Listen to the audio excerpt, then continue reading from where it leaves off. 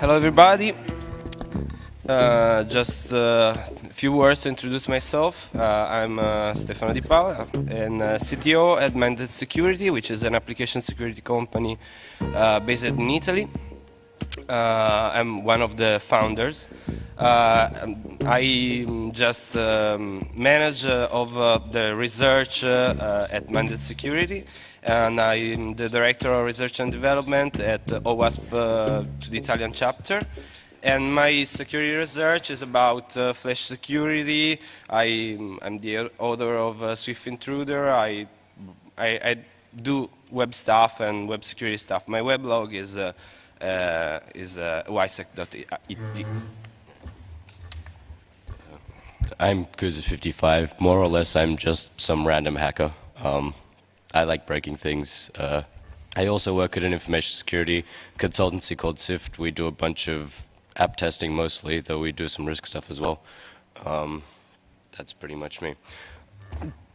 So today what we wanted to talk about were some DOM-based XSS stuff, which sort of has been looked at a bit in web app circles in like 1 or 2 papers, and really look into how browsers implement JavaScript and how they implement access controls and similar things, and what kind of trickery we can perform there. Also, we're going to talk a little bit about Google Gears. We did this presentation before last month at RuxCon down in Australia. Since then, Google have fixed some things, but we still think letting you know about what was there might be interesting. And we'll also show how typical, like XSS bugs in specific places in browsers can actually get you code execution. So, DOM-based XSS was sort of discovered in like 2005, resumed in 2005. It's essentially where you have JavaScript on a page which does some kind of unsafe operations. For example, if it got some data out of the URL and decided it's going to execute that as JavaScript, there's no typical XSS bug where things are being injected onto the page, but you're still able to execute JavaScript because you can control where the URL is. So the paper that Amit wrote talked about some kind of the basic inputs and basic sinks for DOM-based XSS. It talked about like what objects in JavaScript an attacker can control and what sinks in JavaScript it would be useful for an attacker to control input to. It didn't really talk about control flow at all. It pretty much assumed that control flow worked exactly as the language specified, and that the same origin policy was enforced properly for everything. We'll talk about that a little bit later. There was one blog post this year by Ori Segal from Watchfire where he talked about how if JavaScript objects are referenced in such a way that they're, say, referencing objects of parent frames that they think will exist, we can construct HTML files in such a way that the objects they're accessing don't cause a security exception. Yeah, go to that URL to read about that. That's not really what we wanted to talk about. Just to give some background, in the original paper, the Amit Klein talked about how the attacker can control things such as the URL in JavaScript, which is the first 3, the referrer, and the location. It was pretty much assumed that that's where you're going to get all your input from, and then if it goes to one of these sinks where it either writes attacker-controlled input into raw HTML or modifies the DOM in such a way that causes JavaScript execution, for example, via JavaScript URIs in forms or by simply executing JavaScript, or, of course, replacing the URL, or a bunch of other, essentially, actions that could possibly result in script execution. So if you have input coming from one of the sinks, which was essentially the URL or the referrer, and it was put unsanitized, from those inputs going to those sinks unsanitized, then you had a DOM-based XSS vulnerability. The problem here was the problem here that I see is that all of those syncs focused on direct script execution. It's kind of like auditing, say, some PHP code and looking only for eval bugs where you can execute PHP code. There's a bunch of other things that you'd want to do. For example, on the server side, you'd want to be able to read files or inject in SQL and similar things. On the client side, there's also similar objects you want to access because there's no point in executing JavaScript unless that actually gets you something. So we want to be able to look at JavaScript code and look at if the attacker can force that code to modify or abuse some kind of sensitive objects, such as HTML elements or DOM elements, or leak or edit cookies, or perform some kind of client-side directory traversal attacks, and these kind of things. So, in the original paper, the HTML sync that was pretty much the only one presented was the form action attribute, or like a link action attribute. If you can inject a JavaScript URI into one of those, and the user either submits the form or clicks the link, then the user is navigated to the JavaScript URI and the JavaScript executes. However, there's a bunch of other HTML tags that lead to essentially just completely unfiltered script execution. This has been studied fairly in depth by people looking into standard XSS bugs and all the different kinds of tags that lead to script execution. For example, JavaScript URIs and image tags, or being able to control the locations that Flash files are loaded from, and all these other kind of things. We need to start auditing like JavaScript for the ability to edit these kind of special objects and special attributes, rather than just looking for straight injection type things that earlier papers looked at.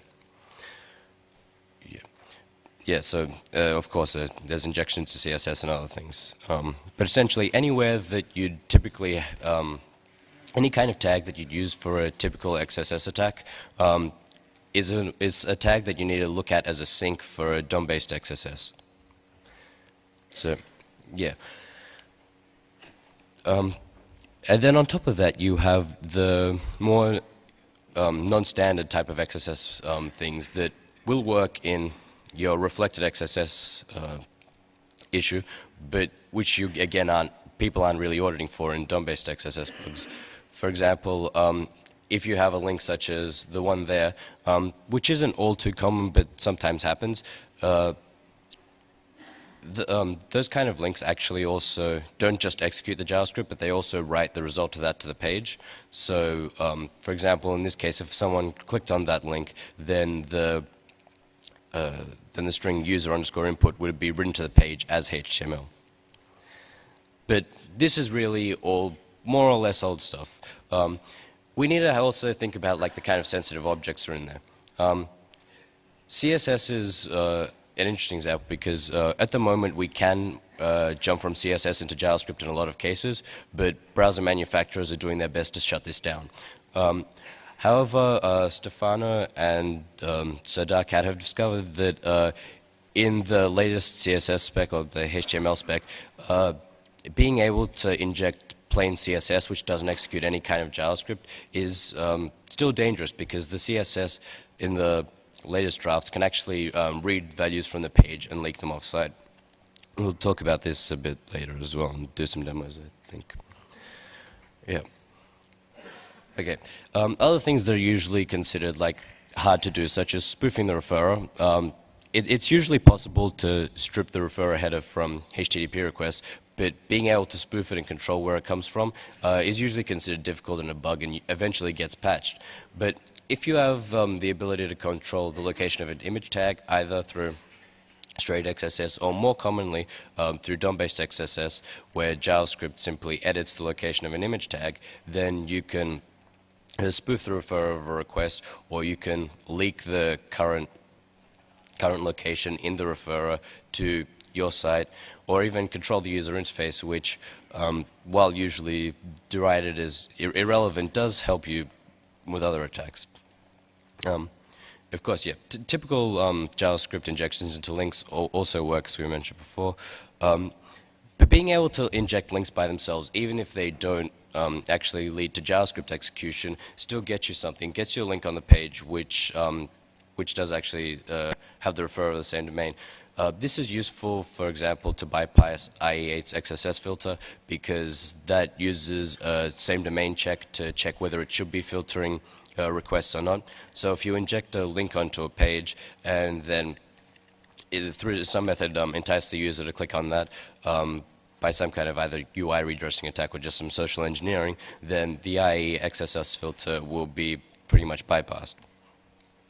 And of course, injections into input tags are useful when you're trying to do some kind of like clickjacking style attack where you're enticing the user to click on a button to bypass CSRF protections. You need to be able to fill in input forms, and sometimes you can do this from the JavaScript that's embedded on the page. Yeah. And when you look at some of the JavaScript code out on the internet, a lot of it ends up being packed in such a way that it takes up much less space. Often this means that things are referenced using array notation. So, for example, you'll have like document, then open square bracket, some variable, close square bracket. If you can control the contents of that variable, then you can obviously control where something is being assigned or where data is being accessed from. So for example, if you were able to control the index of a read from the document object, you'd be able to set that index to cookie and then potentially leak those offsite if there's if the some var was used improperly. And of course, it goes the other way around. If you set, say, user input to location, you somewhat control some var, then you'll also be able to set like the location of it, and which will lead to script execution. This is particularly useful not just for DOM-based XSS bugs, but for typical straight injections, like in reflective XSS attacks, where you need to bypass some kind of IDS. An IDS can only know about the objects that exist by default in the browser. If you modify some kind of variable that's sensitive to a JavaScript application, such as like the index it uses, you can easily modify the control flow of the JavaScript, and then it's pretty easy to lead for that to lead to some kind of script execution, and IDSs really can't pick up on this. So, yeah. A quick detail about the IE8 XSS filter. As I said before, it only filters things cross-domain, but it took the bold move of trying to stop injections into straight JavaScript. It works to stop direct script execution in JavaScript, but using our knowledge of like the sensitive kind of objects that are in JavaScript, we can easily, for example, leak what's in the cookie object or change some variables and these kind of things to change the control flow, which will lead us to DOM-based XSS bugs, which we can later exploit. Yep. So, some new things we wanted to talk about. The document.cookie usually isn't really considered a sync because reading and writing cookies isn't considered sensitive for some reason. So writing cookies isn't considered sensitive. However, there were some good papers a while ago about how being able to set a user's session will lead to session fixation attacks where you don't need to leak a user's session identifier, but can simply control it and then have them authenticate to it. With document.cookie, it actually passes any kind of input that you set to it. So if you set document.cookie to equal A equals B, then a new line, then C equals D, two separate cookies, A and C, will be set with the values B and D respectively. On top of that, when we're trying to, when we're writing XSS payloads, we often use the XML HTTP request object to make requests to the site to get like CSRF tokens or perform actions and these kind of things. While this kind of interaction is usually not possible via DOM-based XSS attacks, it is possible to find injections into things like URLs. So if the app uses these like nice pretty URLs where things are separated by slashes so that search engines can find them, if you can control one of the parameters, you can perform client-side directory traversal attacks. And often if the site is using some kind of referrer checking or is using global tokens where a token for one action will be valid for another, then this will let you either perform actions, or perform actions on the site that are normally considered CSRF protected. Yeah. Of course, there are other sensitive objects inside the JavaScript, such as document.domain, which controls whether how strictly the same origin policy is applied. Browsers are building things such as client-side SQL databases into the browser. I think this is only supported so far by Safari, Chrome, and Google Gears, but it's in like the HTML standard. Browsers expect that they will implement this. And so what we're trying to get at here is pretty much that there are more and more syncs being added to the browsers because there's a lot of syncs and sensitive objects being added to browsers so that developers can create more. But as more of these get added, we have, well, essentially just a greater amount of syncs that we can hit to do things that aren't necessarily JavaScript execution. Of course, so far we've only been considering pages where we control nothing there at all, where all we have is the ability to set the URL, the referrer, and these kind of things. However, there are a lot of sites on the internet where being able to create links or post images and these kind of things desired functionality, such as like Facebook, MySpace, IM, Twitter, whatever, where that ability actually gives you some limited control over the document object model as seen from JavaScript. For example, when some JavaScript tries to get some input from the actual page, it might use functions such as document.getElementById, which is meant to look at all the IDs in a page and then return a reference to a specific object. But a lot of these don't actually do what they're called. For example, document.getElementById gets elements by name as well. And there's a lot of undefined behavior.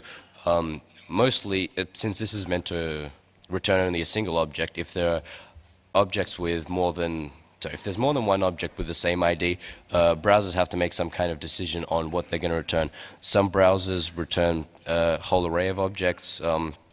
Some of them return just the first element with that particular ID or name. But essentially, what we're trying to show here is that if we have some kind of limited control over the HTML on a page, even if we can't use that to get some kind of script execution, we can often use that to bias the control flow of the JavaScript on that page. Of course, there are lots of other inputs other than the location ones, referrers, and things we've described. There's the cookie object, which, while we consider it a sync, we also consider it input, because though there are attacks that can be carried out when you can only set cookies, it doesn't let you do absolutely everything. And so inputs from document.cookie are often considered trusted by developers. And we often see JavaScript which pulls out a URL from document.cookie and just redirects people to that URL. Sorry. And yeah, browsers are implementing a lot of these different kinds of objects which give an attacker lots of different ways to actually inject input into a JavaScript context that you're trying to attack. Yeah. What we haven't talked about yet is the fact that the control flow doesn't actually work as it says on the tin.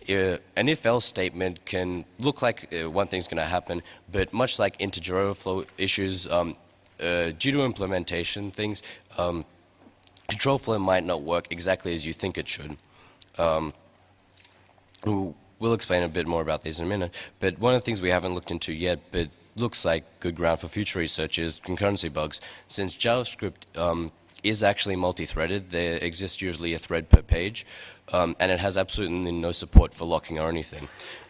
This usually isn't a problem, as most JavaScript apps don't actually share state between frames, but browsers are bringing more and more ways to share objects and things, and developers are constantly trying to push boundaries and trying to get things like this. So it's not unlikely that we'll actually find apps that try to force some kind of shared state, even though browsers don't intrinsically support it.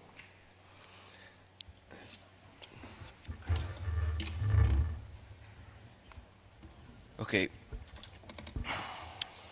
So we have talked about, Alex has talked about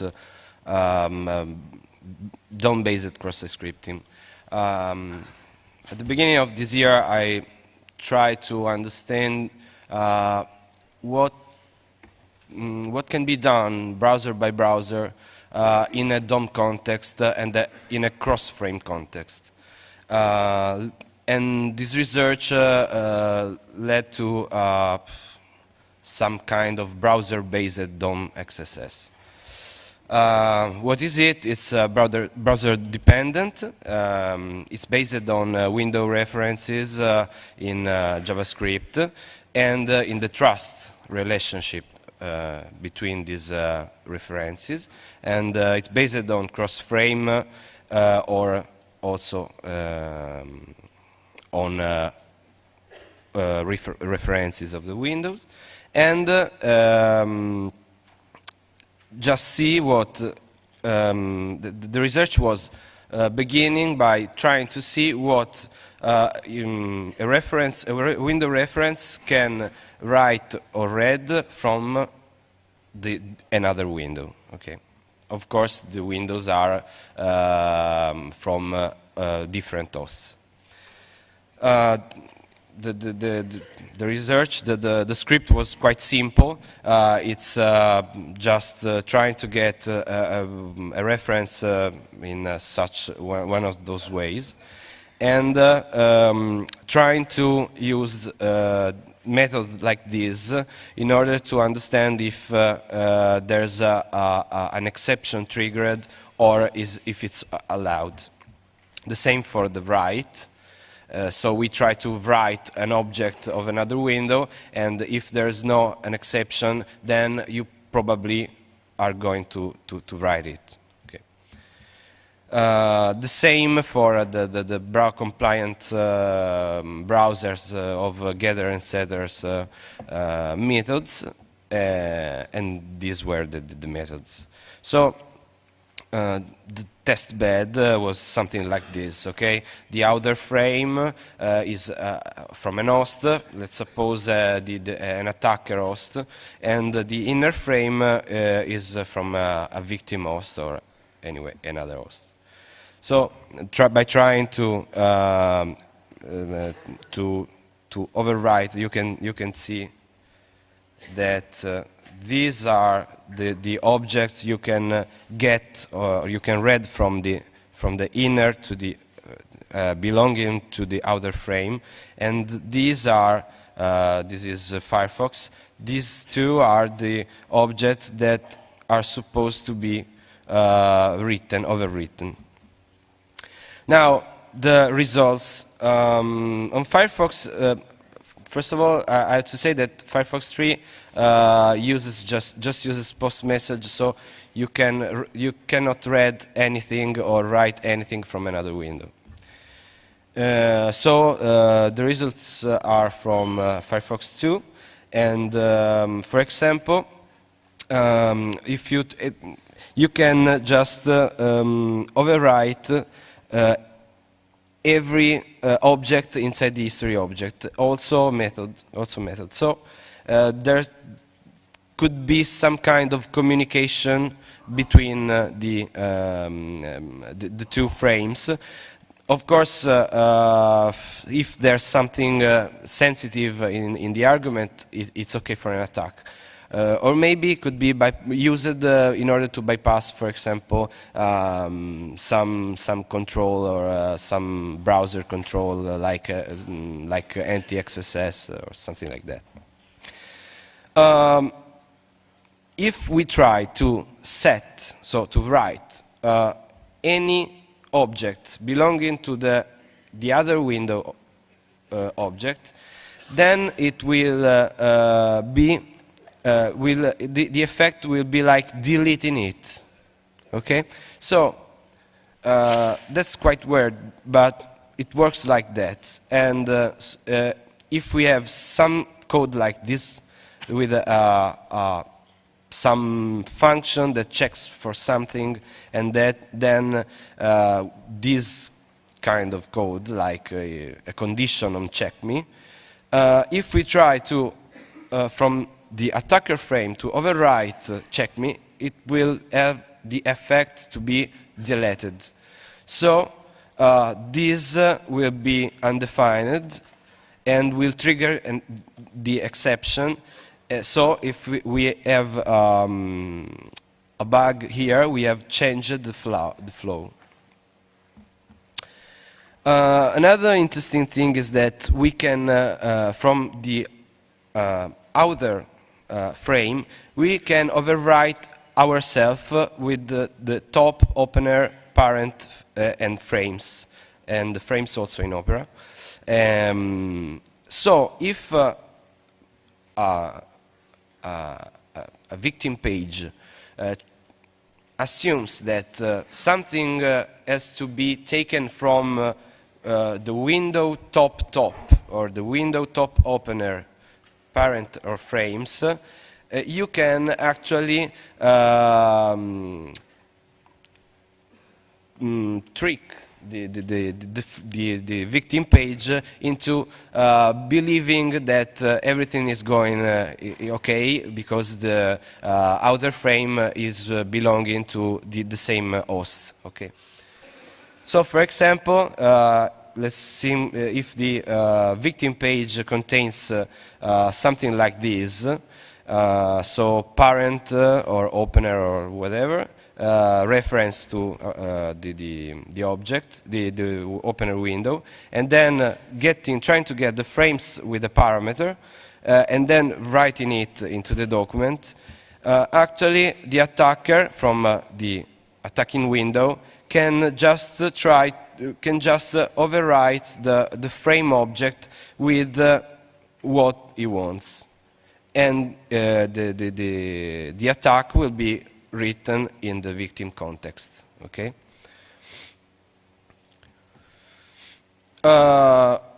Okay, this is for Firefox. For Internet Explorer, there was this interesting. There's some object which can be overwritten, but the most interesting is the opener object, because there are several JavaScript-based application that assumes that they are opened by another window. And for example, TinyMCE and FCK editor have JavaScript in it that assumes that. So we can actually try to, for example, overwrite a method, and if let's suppose a window, a pop-up window form that is just JavaScript, and that it sends, by using a method, some sensitive data to the opener object, to the opener window. So we can an attacker just can overwrite the opener object and recreate the method function, and it will get the sensitive data back to it. Of course, it can be used as cross-site scripting, DOM-based cross-site scripting, because if the victim has some opener data attribute, which is going to be written in the document, we can just do something like this. So, no, we don't have the window. Okay, it was supposed to be there was supposed to be a demo, but we forgot to start the VMware. So this is the screenshot of the TinyMCE plugin exploit by overwriting the opener object. I just can maybe show you.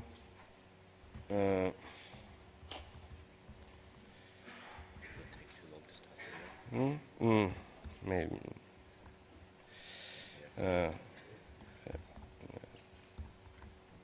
Okay. Opener.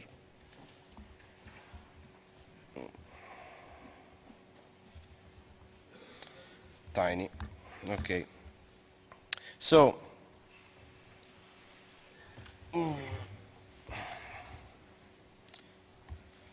Just to... Here we set the content location of the frame to the victim scripts, of course the flowed script, okay, which is paste text. Then we overwrite the opener object of the attacker window with this structure. In this case, we had to overwrite several objects because the flow should go okay, so no exception should be triggered and so on. So it's kind of like trial and error, but the effective method, which is overwritten and that returns the payload, is this one, adver. Okay. So it's a trial and error. You have to construct, you have to build the opener object in order to perform the attack.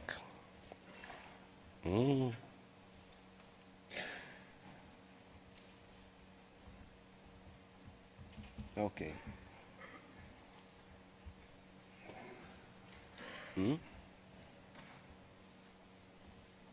Okay. Now Safari Air WebKit, it was fixed, but it's still interesting. There was this stuff that an attacker could use the find getter in order to overwrite history back, go forward, and item. Okay, so if the victims, and that was this is quite common, no?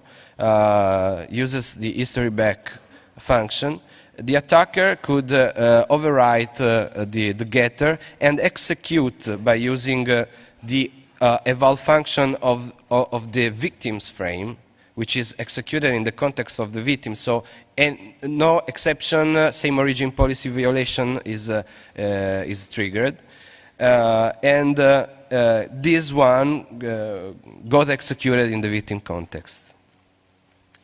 This is fixed, okay, but is interesting because it's the use of every kind of feature which is blocked or allowed by a browser or another browser, but the thing is that if a vendor forgets to block some communication between frames, and it could be the apocalypse. On Opera, the top object could be overwritten. This could lead to frame buster, which means that every kind of anti-framing is quite bypassable, quite easily bypassable, and DOM-based cross-site scripting. So you know what a frame buster code is, something like this one, okay? If top not equal self, then let's reset the top location. But since the top object can be overwritten under Opera, you can just use a race condition in order to set the top reference to the self-reference of the victim window. So this is going to be equal, and it will be bypassed, okay? So welcome back, clickjacking. Another interesting thing is that since you can overwrite the top object, you can redefine methods. And since you can redefine methods, there's this nice code that gets executed in the victim context. So if the victim just called top focus, the method is executed in the victim context. Why? Similar to the defined getter payload of Safari, because of window 0 is itself so it's allowed to be executed eval. This is just a screenshot of a proof of concept. Okay, on Google Chrome there's a guy that found that there's a way to exploit the frame buster by using the defined setter of location of the top frame, so the attacker frame. Okay, the interesting thing here is that probably, well, it's based on trusted relationships about the application and the window reference, okay? So the victim thinks that it's been called by a legit site, okay? And it's due to the lack of standard for defining the policy of what has to be accessed and what not, okay? The good news is that probably if I did this research in 2006, a lot of other objects were writable or readable. The new version will allow only send message or post message, which is cross-frame communication method, which is a standard of HTML. No? But there are only a few other things to fix. Okay. Now let's reverse the reasoning.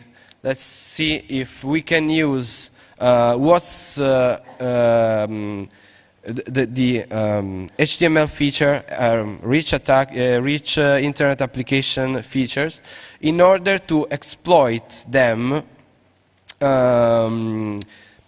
by using some kind of technique.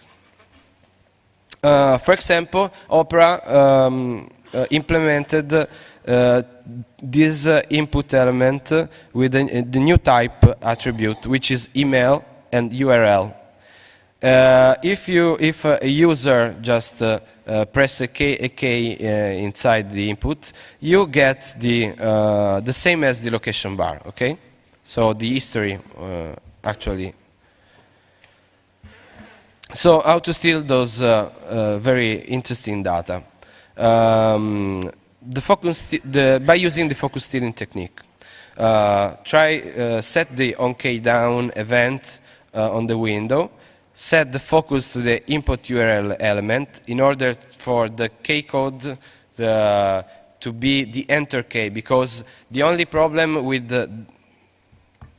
this interaction is that you can just press S and then use up and down cursor keys or the mouse and then enter or the left click. So there is no way to control directly by JavaScript. So we have to entice the user to do something in order to steal the data. If the user presses enter key, then let's steal the data by using a simple value attribute, which is readable, and then set a new random or specific value inside the input object. So, how to force a user to press up, down, and enter keys in order to steal data? Let's see.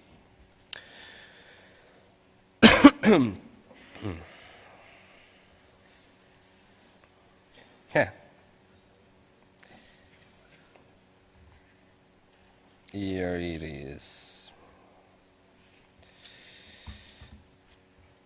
Okay, let's use a game. For this game, you have to use the cursor keys and the enter in order to fire. Okay, this is a JavaScript game. So, down here, you see the input element, and I just put it outside of the window. Okay. Then we use the user. Hi, I am the victim. I just press enter and I begin. You will see, yeah, you will see here. I'm sorry, but yes, there's some problem. Here it is. Okay. You will see here the history still at the stolen history. Okay. Here it is.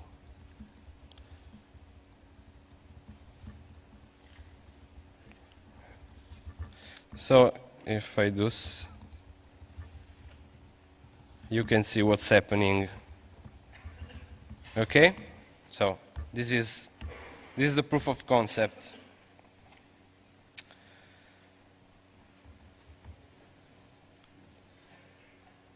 Okay, and this is here.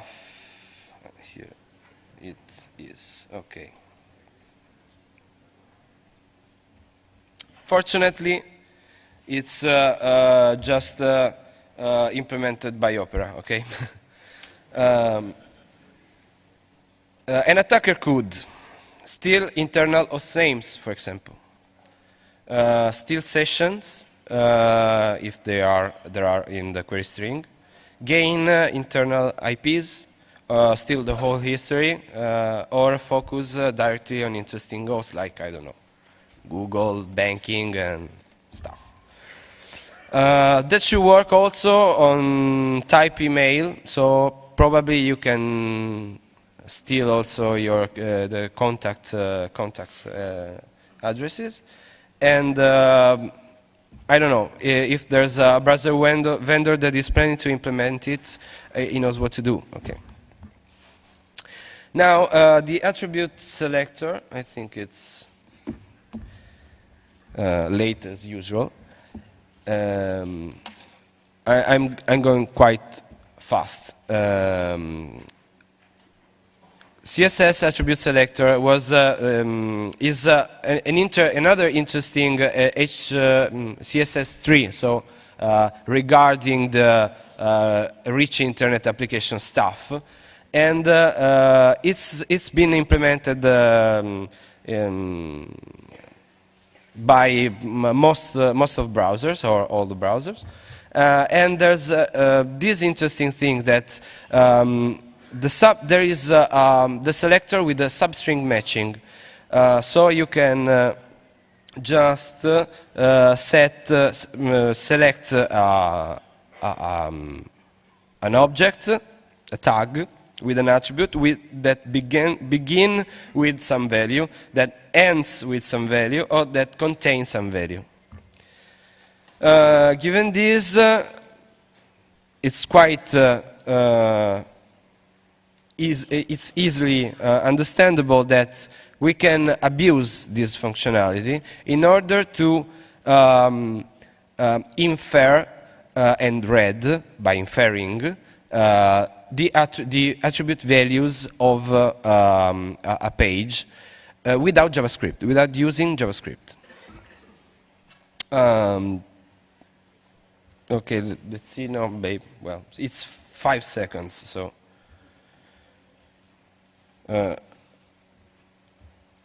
It's 5 seconds.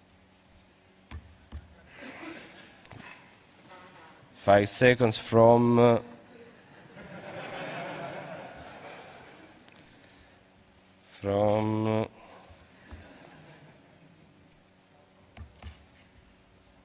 Now. Okay, this is without JavaScript, and there is a meta refresh, which is getting, by inferring the content of an hidden attribute, okay, and I don't know, yeah, and that's the result, okay, very easy. Okay, now it's up to you. All right, so we wanted to talk a bit about Google Gears as well. Google Gears is browser plugin that Google develops to make developing rich internet applications easier. It includes a bunch of different functionality. We'll only talk about some. Since we presented this a while ago, Google's already fixed some things. I'll just leave that in the slides for anyone who's interested. But one of the more interesting things Google Gears allows, is it allows cache poisoning by design once you have an XSS bug somewhere. This is particularly interesting because a lot of different domains have trust relationships between each other by, for example, pointing script tags across domain. One of the ones I want to demo is a trust relationship between google.com and gmodules.com. Given gmodules.com is a domain that's completely designed to have user input on there and user script on there, it's meant to host completely untrusted data.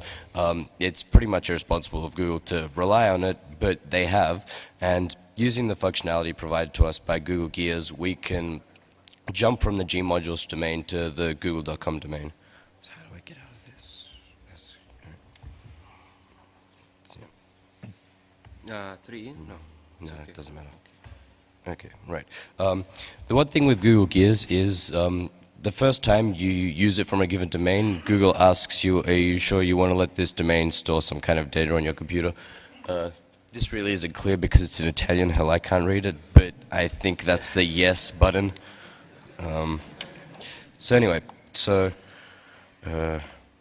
what this page does, it's on the gmodules.com domain.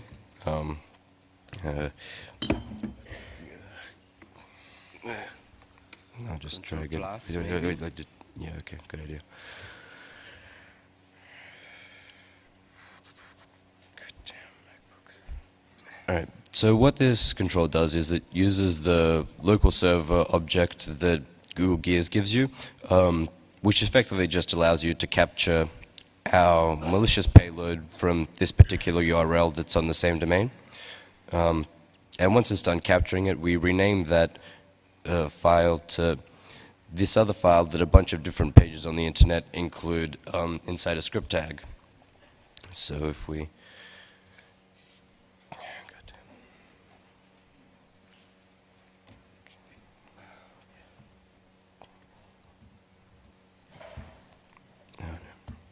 If we go there, we see that essentially it's just some JavaScript which alerts whatever domain we're on. So, what? That's cancelled? No. No, that's cancelled. Okay, right. I totally got this. Right, so we go to a specific Google URL, which includes this script source and includes our script from that other domain, where we normally wouldn't actually be able to control that URL, but given Google Gears allows us to play with the cache, we can now say that we can now rename things there, and whenever people go to this page and have their cache poisoned, our XSS will execute. I found that originally here, but amusingly, since I left my own computer cache poisoned for a while, I found out that the OWASP website, the Open Web Application Security Project, which tells people what to do, has exactly the same issue.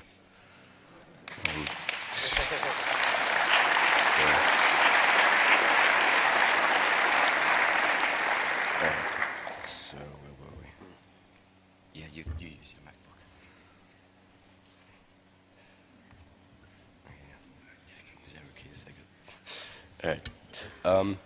One thing that has been fixed now is that Google Gears had this functionality to create JavaScript threads from specific files that you could load from a URL. And this could be done across domains. So if you could host some JavaScript on a particular domain, you could have it executed in the context of that particular domain. This has been more or less fixed as a way to conduct XSS because you also need to control the content type header. However, Firefox in 3.1, I'm pretty sure, are trying to implement web workers. Not sure if they're going to have that check or not. But interestingly now, like due to this, hosting plain text is obviously dangerous because we can just put up our JavaScript. Hosting images was dangerous because we could create images that were valid GIF files and valid JavaScript, or valid JPEGs and valid JavaScript. But interestingly, hosting like XML that was properly escaped was also dangerous. due to how Firefox has modified its JavaScript parser. Firefox has added support for this thing called E4X, I think it's ECMAScript 4XML, which essentially gives you a new way of defining objects and the way you define them is by XML. So, yeah, as you can see up there, the line there creates an object with a bunch of different properties and variables and things. But the interesting part is it allows you to have embedded JavaScript constructors using these braces. So the value in here, once the JavaScript parser actually passes it, would be 3 instead of 1 plus 2. So what we could do, if we could inject somewhere that was valid XML, we could simply inject our braces into that XML and and then point the Google Gears web workers at it, and then it would be executed in the context of the domain where we can inject braces. Particularly interesting because almost no one actually filters braces anywhere. It was especially interesting for sites that did AJAX and actually used the XML portion because they were obviously perfectly valid XML. This isn't so useful for this particular attack now since it's fixed, but in web workers. But this is interesting to us because this means that when we're doing some kind of cache poisoning and we want to abuse these kind of trust relationships, if we can't control the whole response, but we can inject braces into some valid XML, we can form valid JavaScript files and then do cache poisoning much easier. Of course, there are some caveats to this because the E4X parser requires fully valid XML and has a bunch of these restrictions which you can look at in the slides since we're running out of time. We also had a look at Firefox extensions because these are essentially pieces of trusted code that are written in JavaScript, XUL, and HTML. So cross-site scripting bugs in this kind of functionality result in code execution. The attack surface for these is kind of what you'd expect. If you get an input from the network, such as via the unrestricted XML HTTP requests, or if you get input from a web page or things like this, then you're dealing with potentially untrusted entities. Common vulnerabilities are when you get some kind of JSON data from the network and then just put it into the eval function to get an object out of it. While this is also common practice in JavaScript apps, this is a much more serious issue here because being able to control the network doesn't mean you have code execution, but if they do something like eval JSON they get from the network, then you have a code execution bug that you can hit if you're on the local network. And similar kind of as injection because you have a lot of different sensitive objects that you might want to play with, like directory traversal, or like there are actual like SQL stores for extensions as well. So one of the things we want to look at is a specific bug that was similar to another Watchfire guy found about like, I don't know, 4 or 5 months ago, which started me with all this. It was rated as a low-risk vulnerability because there was, they couldn't figure out any way to exploit it.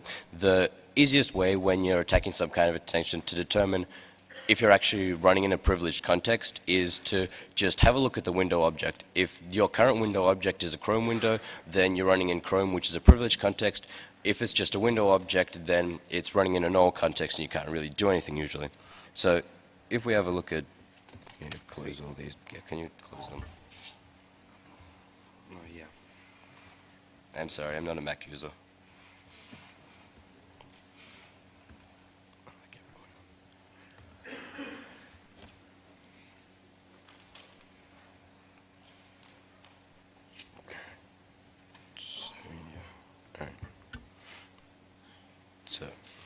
How do I right click on this? Instruments. Yeah, that's right. Fuck. Where is it? Instruments. Temper data. Alright. So, oh no. Cancel. God damn. Yeah. Okay. So the bug itself is pretty lame, hence the name of the file. What happens is if you have some kind of malicious file, and then you use the graphing functionality in Tamper Data to like graph them all, you'll result in an XSS bug. The one I'm using is just from the like HTTP headers where you have like 404 not found or 200 OK, you put like just some number, then your XSS, and it'll get executed. The reason I say this bug is lame is pretty much because it requires way too much user interaction to be useful. But when we go have a look at the window, we'll see that it's a fairly valid assumption to think that this bug is unexploitable, because when you have a look at the context, where is it selected, you get just a normal window object. So if you're doing just a typical analysis, yes, this is running as completely untrusted code and you can't do anything useful. Using the same type of things we talked about before, there are bugs in like Firefox which are usually typically low impact, but there are bugs in the access controls that allow us. Oh wait, we had to use this first. See, like I have to try to get owned here. So yeah, where is it? Oh wait. What just happened? Here it is. Right. So we were actually able to write an exploit which set this entry in the configuration of Firefox. Config. Blah, blah, blah. Which said essentially the URL that Firefox gets updates from to whatever string we wanted. The default is this like SSL URL, and so Firefox updates are pretty much protected by the fact that you can't usually edit this config entry and it goes over SSL. So essentially when you go, right, how do I open that file? I need to open that PHP file. Oh.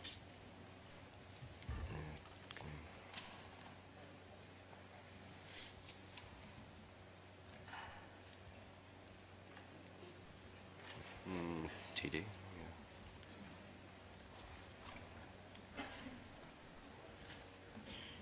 Yeah. Okay, right. So yeah, no, you can't really see that.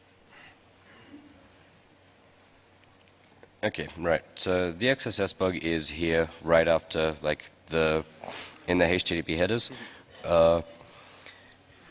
To exploit this, what we did, I pretty much used the same techniques that Stefano did to have a look at the access controls of the opener object in Firefox.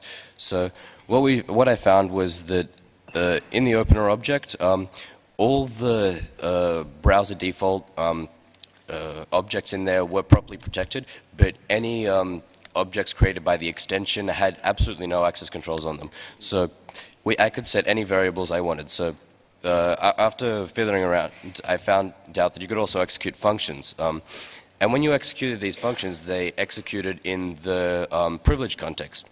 So we were able to edit all the variables in that context, so essentially control all the data those functions are working with and then call them. So we essentially say we want to edit the root preferences from nothing, then we want to set the particular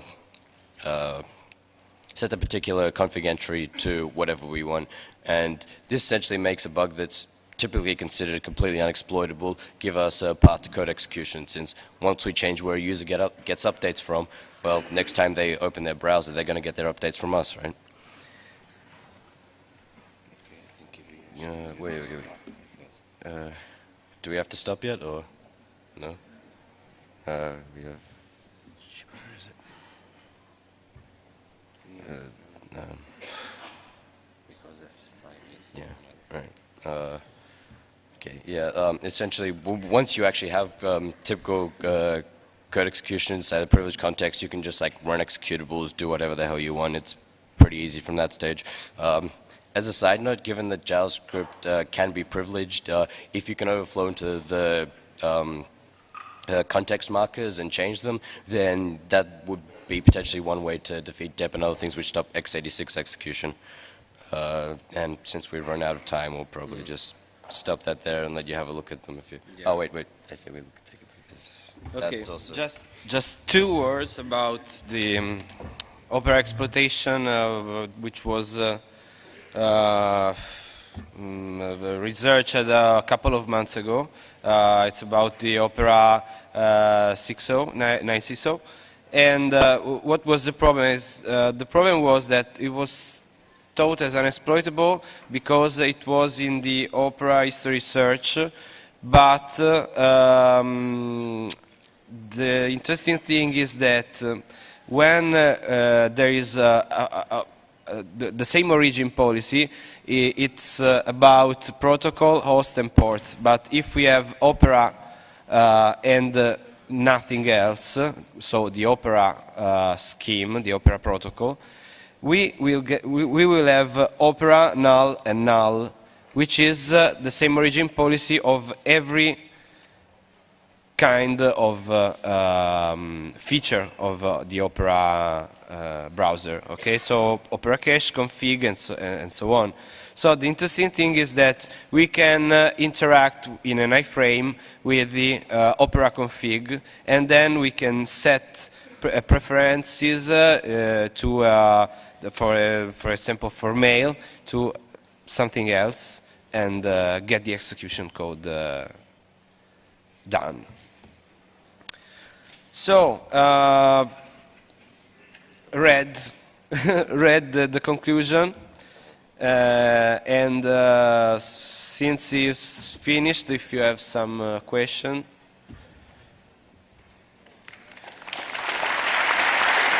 Thank you.